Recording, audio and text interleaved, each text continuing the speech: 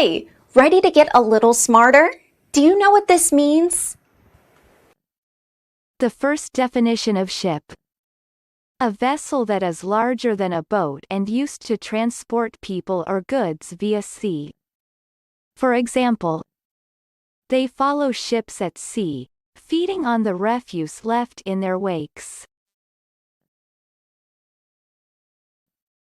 American pronunciation. Ship. Ship. Repeat the word after me. As you repeat the word, keep the definition in mind to train your brain to master it. Ship. Say. Ship. Ship means vessel larger than boat for transporting people or goods by sea. Ship. Ship. Ship origin. Old English sip noun, late Old English Scipion verb of Germanic origin, related to Dutch ship and German Schiff. Practice. Listen to what I say, then pause the video and repeat after me. Train your brain to master this word. Let's begin. The first practice.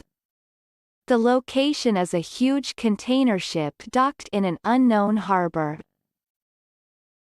Now, repeat after me. The location is a huge container ship docked in an unknown harbor.